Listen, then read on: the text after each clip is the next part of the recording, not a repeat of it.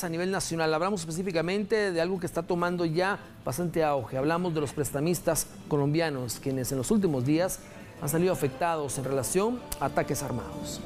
Las personas que recurren a los llamados préstamos gota a gota, establecidos por grupos de personas generalmente de nacionalidad colombiana, pueden llegar a perder hasta la vida. Se sabe que quienes solicitan este tipo de préstamos son comerciantes, vendedores ambulantes, amas de casa y personas que tienen necesidad de dinero y no pueden acceder a un crédito bancario. Estos grupos habrían surgido en Guatemala hace al menos 10 años, aunque varios países latinoamericanos indican que se han instalado desde la época de los 90. Al principio aparecen con su mejor rostro, pero más adelante terminan amenazando, golpeando y hasta asesinando a quienes pidieron sus préstamos. Se sabe que cobran intereses diarios, lo que significa que en determinado momento a las personas se les hará casi imposible pagar, lo que termina colocando a las personas en aprietos, ya que estos grupos los acosarán al límite. Y le estamos dando seguimiento a este tema porque cada vez se ha hecho más común que varios ciudadanos adquieran los servicios, por así decirlo, de estos prestamistas colombianos, pero un experto en el tema ha dado su postura en relación a ello, haciéndole el llamado a la población y también señalando que se debe investigar cuál es la procedencia del dinero que utilizan estos colombianos para poder prestarles este monto económico a los guatemaltecos. Cuando no hay condiciones establecidas claras, o sea, cuando no se sabe cómo se debe pagar el dinero prestado, a quién se le debe pagar, en qué situación, pues eso hace que existan más posibilidades de discrecionalidad o que se les exija a las personas que prestaron diferentes cosas a las que pues ofrecieron. Igual del otro lado, es decir, no solamente quien presta, sino que también quien recibe el préstamo tienen esos riesgos. En el caso del dinero, como es un bien muy preciado, un bien que todos necesitamos para desarrollarnos en esta vida, pues depende del valor que se le dé y en esa medida están los riesgos hasta poder perder la vida de un pariente o un ser querido o la misma, o un terreno, una casa, que son medios necesarios en nuestra situación, en la situación guatemalteca, para desarrollarnos. Entonces, los riesgos son altos cuando no hay condiciones claras y tampoco hay un conocimiento previo de quién presta o a quién recibe el préstamo. Creo que lo mejor sería acudir a instituciones que tengan claras esas condiciones, que sean formales. Sí les va a llevar más tiempo, es probable, pero es más seguro.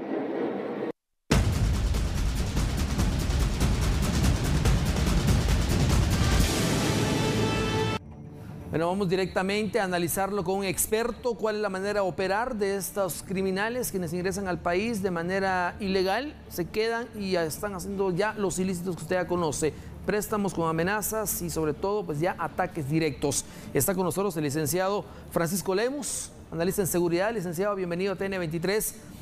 ¿Cuál es esta manera de operar de este grupo de los ya denominados prestamistas colombianos que ahora están siendo también atacados? Buenas tardes, Alex. Buenas tardes, televidentes. Sí, efectivamente, esto no es algo nuevo. Ya tenemos noticias de hace algunos años en que se da esta situación. Lo que sí llama la atención es justamente lo que se ha dicho de que son personas extranjeras, ¿verdad? Particularmente colombianos. Sin embargo, hay de otras nacionalidades.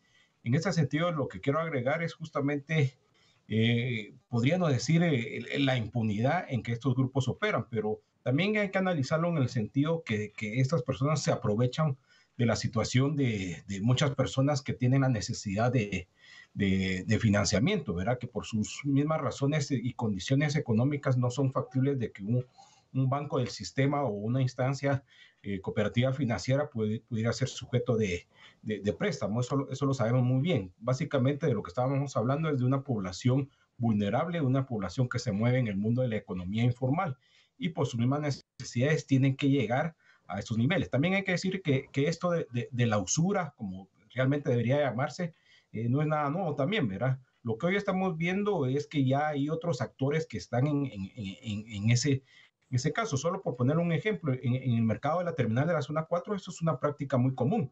Sin embargo, esa informalidad de los préstamos está ya formalmente, ¿verdad? Ya hay una estructura de prestamistas que como se hacía a la antigua, ¿verdad?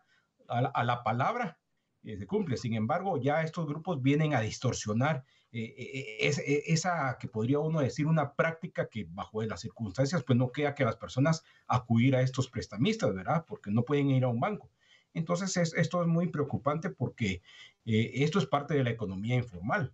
Y ya que vengan grupos a aprovecharse de la situación, de la necesidad en que estas personas tienen y sobre todo ya con el tema de extorsiones. También hay que decir que es posible que también estos grupos tengan alguna conexión con los grupos del crimen organizado, entiéndase carteles, particularmente por lo que estamos viendo solapadamente, esto es como un lavado de dinero. Eso es lo preocupante, Axel. Licenciado, para finalizar también, ¿cómo es que las autoridades debieran de darle seguimiento a este tema, tomando en cuenta que ellos actúan de esta forma porque realmente no se ha fortalecido la denuncia? Sí, efectivamente tú lo has dicho, ¿verdad? El tema de la denuncia es fundamental. Normalmente, y no solo en estos delitos, normalmente en nuestra sociedad estamos acostumbrados a no denunciar. Tenemos una cultura de silencio, ¿verdad?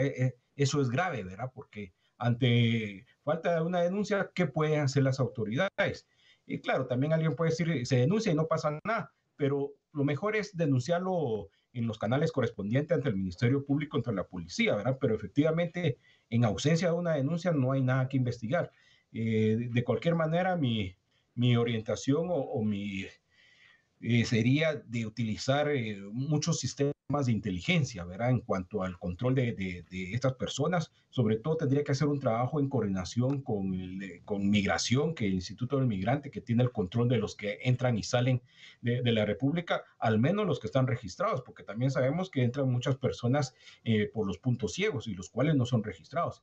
Entonces sí se tiene que hacer un llamado particularmente a la población que no caiga en eso. Sabemos y entendemos que la situación pues los lleva a tener esos préstamos, pero es mejor hacerlo y tratar de plantearse, reunirse o a través de cooperativas para buscar eso, pero sobre todo, si tiene que subir esto, no dejar de denunciarlo, porque la falta de denuncia hace que las autoridades se amarren y no puedan dar una persecución a estos. Además, a las autoridades estar muy atentos a estos tipos de delitos, sobre todo, básicamente lo que podían hacer es una presencia en estos lugares de comercialización, así como de mercados cantonales y populares, porque la presencia es muy importante en ese sentido, Ligia.